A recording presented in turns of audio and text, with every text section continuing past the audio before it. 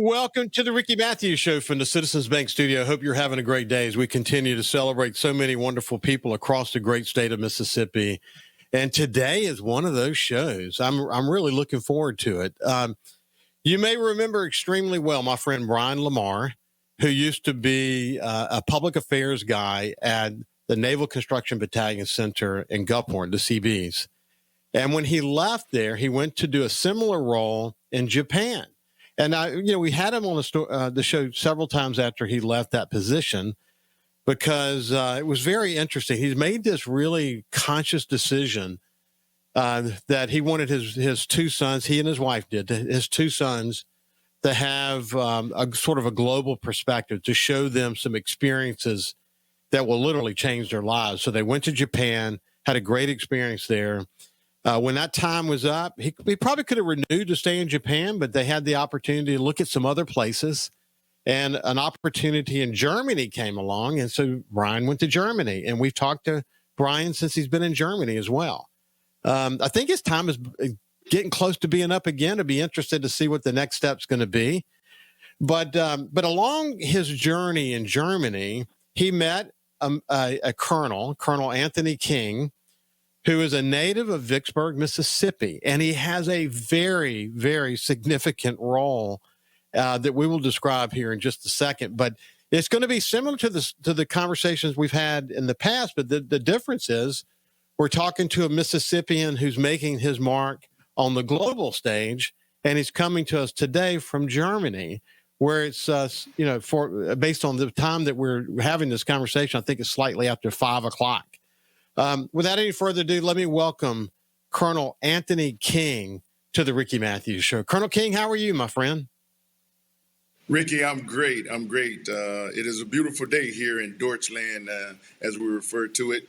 But before I go on, I want to thank you for allowing me to have this opportunity to spend time with you on your show, on your platform, and allowing me to tell my story. Yeah, man, I'm excited to tell your story. You know, one of the things I talk about a lot is that when I was in my CEO role before I retired, I spent a lot of time outside the state of Mississippi. I always had Mississippi as a base station, but I spent a lot of time outside of Mississippi.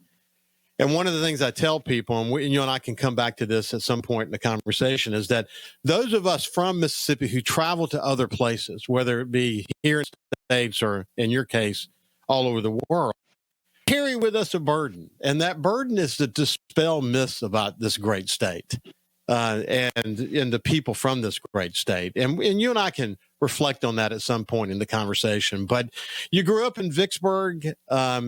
You joined the military as a pharmacy tech, and then that began a track that led you literally all over the world to your current role. Why don't you tell people what your current role is, and then we'll kind of backtrack a bit. Yes, Ricky. I'm currently the brigade commander for the 30th Med Brigade. It is the Army. It is the only forward station Army medical brigade in Europe. And our mission is to provide health service support and force health protection to U.S. Army Africa, U.S. Army CENTCOM, or any allies and partners that we support. It is a great mission. I truly enjoy it. It is probably one of the only brigades where soldiers, when they enlist into the Army, they get to do their job every day. Wow, that's a very significant. That's a very significant role that you have. Tell me a little bit more, and we'll get into some of the details here in a second, but just so people have a clearer view, what are the kinds of units that report to you? Yeah, that's a great question. So we're uniquely comprised of 3 subordinate units. I got a headquarters. They help me do the mission command for the units that we have subordinate to us. It is my direct reporting staff. But beneath us, I have a hospital center and a field hospital. And additionally, we have a multifunctional medical battalion. All of us together, we provide what the Army calls the 10 medical functions. Now, that spans from mission command, medical logistics, treatment, hospitalization, evacuation, preventive medicine, you name it.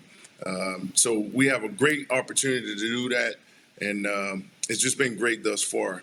And you talked earlier about, talking about being from Mississippi. I often refer, when I introduce myself and tell folks where I'm from, I use the word great, the great state of Mississippi. So I'm definitely proud to do that.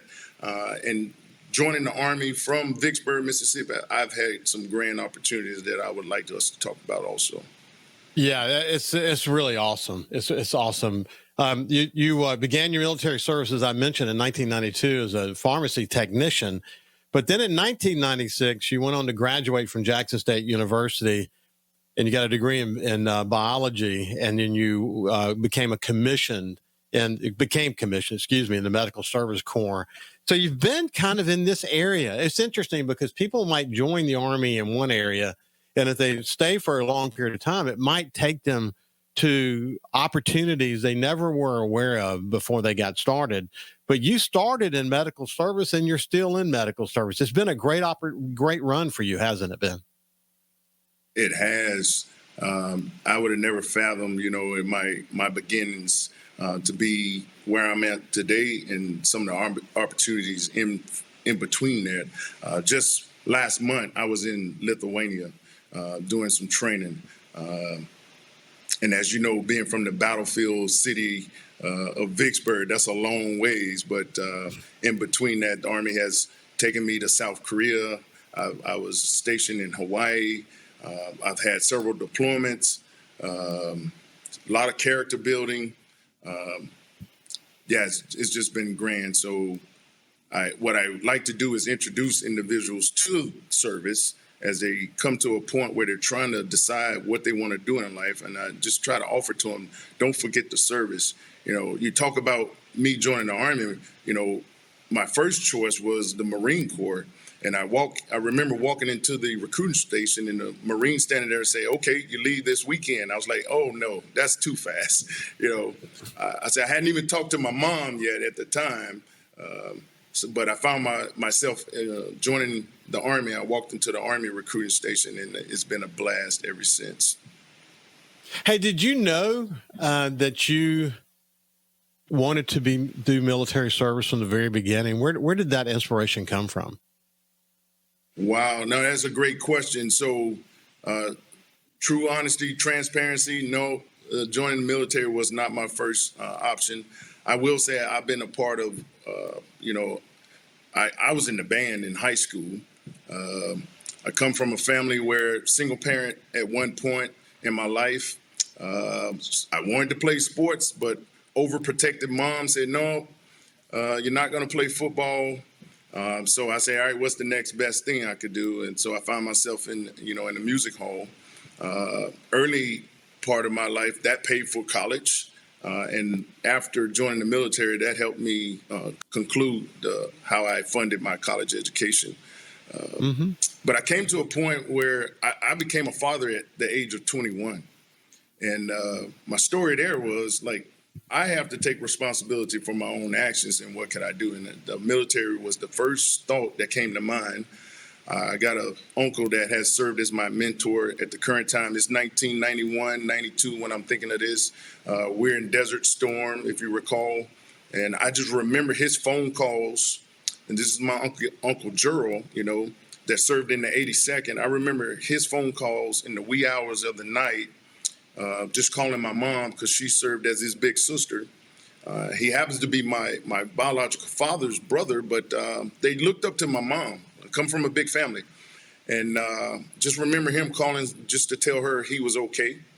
And I could just, hear the fear in his voice, me knowing him and where he was. But on the other side, I heard the courage, that I'm going to be okay. And I just reflected on that and say, if he could do it, number one, he's paved the way for me to do it, and I want to make the rest of the family proud, and I think this is the time to do it. So I joined the military. Once I got in, I realized, for the most part, I always wanted to be part of something, and then once I'm in there, I want to be the best at it. So as joining the Army Reserves, I said, all right, I think I have a lot more to offer. So I took that and when I went back to Jackson State, I enrolled into the ROTC program.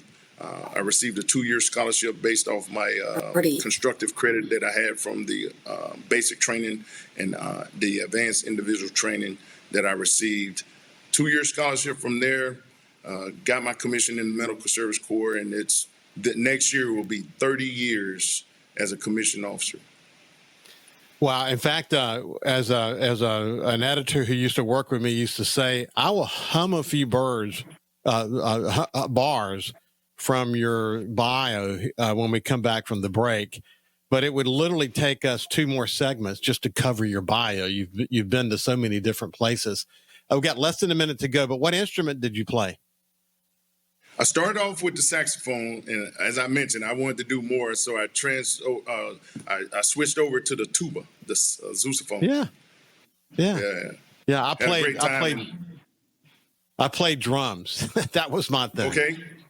Yeah. I played in the sonic boom of the South. And I banged on piano as well. But listen, when we come back on the other side, we're going to continue our conversation with Colonel Anthony King from Germany. He's coming to us from Germany. It's very significant responsibilities for the Army and the area of medical services. And when we come back, we'll talk a little bit more about some of the places he's been along the way. We'll see you after this.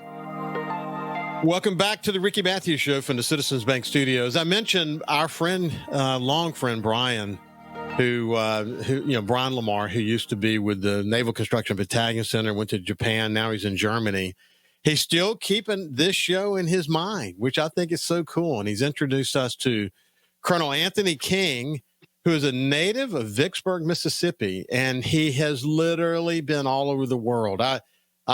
He's got tremendous responsibilities, incidentally. He's coming to us from Germany, and he's been in the medical services Corps role, and now has a very significant leadership role as well.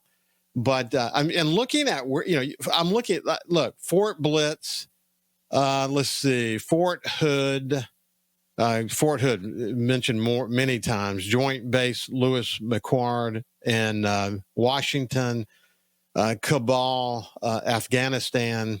I think it's interesting, Redstone Arsenal. Incidentally, just a side note, I used to be president of Alabama Media Group. I was publisher of the Mobile newspaper, but I had responsibilities for the newspapers in Birmingham and Huntsville.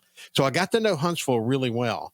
And this is a community that really has it together. When they go to Washington, when they bring their group of 100 leaders from the community to Washington, they are serious. And what's happened at that arsenal over the years has been pretty dramatic. Having not been there before, were you kind of blown away with what you saw when you got there? Yes, sir. The actual headquarters I was assigned to was Army Material Command, which had recently bracked from Fort Belvoir up in the National Capital Region. So they brought all that experience and professionalism down there to Redstone. And for me personally, I took that assignment. It got me closer to home. Just 5.5 hours away from Vicksburg. The year prior, I lost my father. And then I was thinking about Mom. I had been away for many years. And the one assignment that out of the choices I had, I was afforded the opportunity to get closer to home. But again, Huntsville is a great city to live in and serve in. I will say that assignment, I believe, changed the trajectory of my career. And that's based off the leaders that I worked for there and the mission that we had. So I truly, Huntsville and Redstone Arsenal and the Army Material Command will always have a special place in my heart. Colonel King, isn't it amazing? I don't care if you're in life or in the military or wherever, playing sports, it doesn't matter.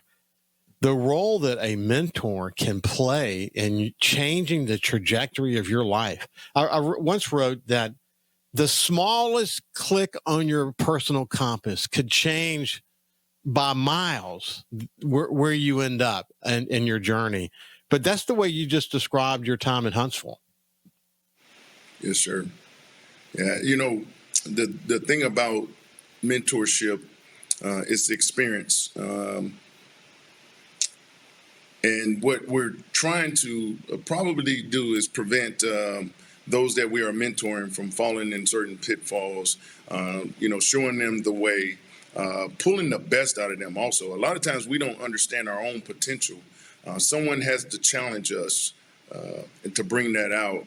And before you know it, you start to develop a lot of courage and trust in your own self and those around you. You start to lead by example. and you'll find others start to emulate what you do also. But it's really just about giving back. As others have instilled in you, at some point, what we like to refer to as use your power as good. So as I have progressed in rank, I try my best to do all that I can for the people around me, and whether they're my peers, those that I am in charge of, and even most importantly, those that I work for. We try to wake up every day solving a problem for our boss, because they have a lot on their plate, no matter what level they serve at.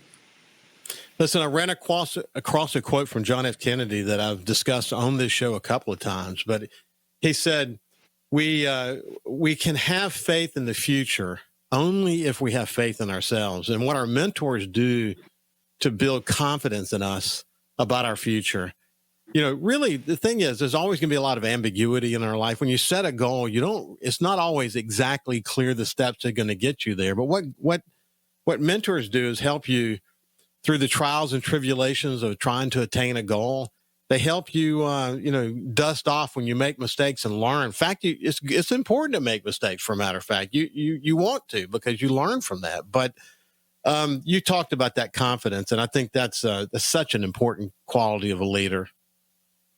Yeah, I would. You mentioned John F. Kennedy. One of the themes of my leadership philosophy is about empowering folks, that everyone has a purpose, on our team. And I often tell a story about John F. Kennedy is apparently, at the NASA Space Center in the late 60s as he's trying to put a man on the moon. And he breaks away from his entourage and he goes over and shakes the hand of a janitor. And he asks the janitor, he basically introduces himself, and then he asks the janitor, "Hey, what do you do here?" And the janitor's response was, "Mr. President, I'm helping to put a man on the moon."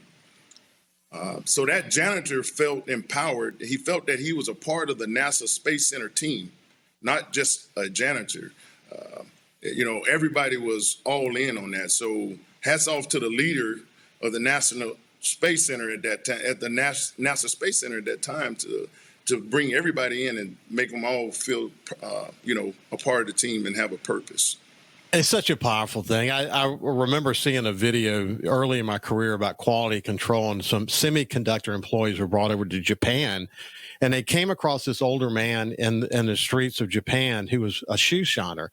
And one of the young people who was part of this team said, in America, did you know that this could be seen as a second-class job?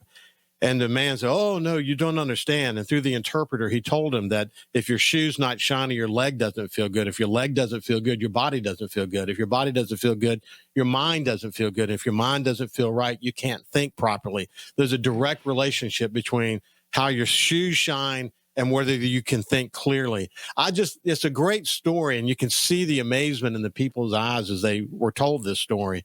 But that's so true, man. Understanding those roles. I mean, that's what the military is all about, isn't it? Yeah. So, look, one of the interesting things, you spent, I could name all these places, but one of yours was Chief of Operations for Task Force Med in Port-au-Prince, Haiti. Was it during any of the natural disasters that happened there, whether earthquakes or hurricanes, that you were there? Yeah, absolutely. I think January 2010, there's an earthquake in Haiti. And I remember at the time we were paying tribute to Dr. Martin Luther King as one of our observances that the Army does annually at the time. And we get the phone call that it's an earthquake and we're going to respond. We're going to provide some disaster relief. I find myself in Port-au-Prince, Haiti. We took the capabilities that we were tasked, thinking that we were going to need to help the Haitian government put their country back into order. It was a great opportunity. One of the things that we did, that we afforded them the opportunity to complete their, at the time of the earthquake, they were doing their national vaccination for their dogs and cats there. The earthquake took out the road network. We happen to have the capability there where the Army actually has boats. They have vessels. We were able to put our Humvees, our transport vehicles, on the vessels and go out and around into the sea and do different hub and spoke ports.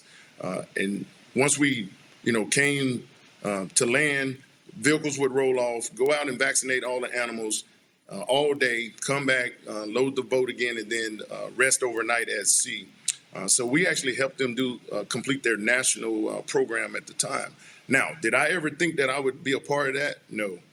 But I was one of the lead planners to, achieve that goal. So it's things like that that have definitely prepared me over life. As I talk about confidence and trust, you just continue to look for opportunities where you can solve problems, and we get all the chances we can in wearing the uniform. It's all these experiences that I see that have just evolved over time that really do give you the opportunity to be put into leadership roles where you can really make a difference. Again, it would take a show for me to list all of the awards that you have gotten along the way, but for people who are watching on SuperTalk TV or Facebook or YouTube, you can see is extraordinarily well decorated, including the Legion of Merit, the Bronze Star Medal, the Defense Meritorious Service Medal, and so many more. I can tell you take great pride in what you're doing, and I can also tell you're humble about it. And maybe that's the Mississippi quality, Mississippians. Absolutely. I don't know, man. Our chest may be out, we may be proud, but at the same time, we're always willing to learn, aren't we? Yes. Remain teachable. My first platoon sergeant, he taught me that. Mariana Ibarra. We're still great friends to this day. Being humble, number one, that comes from my home training. And then I joined the military and I learned that the Army has Army values. And so I look at the Army values and I was like, hey, this is no different than what my grandfather and my grandmother taught me, what my mom has instilled in me. I can do this. This is easy. Yeah. And then just that hospitality state it's ingrained in us. It's to the bone. It's to the core. So it is easy to do. It shows, Colonel Anthony King, coming to us from Germany. We're out of time today, but we're going to reschedule you. I'd like to drill down even more, but I want to thank you for representing us so well on the global stage. I'll be happy to do it anytime. You bet. We'll be back after this break.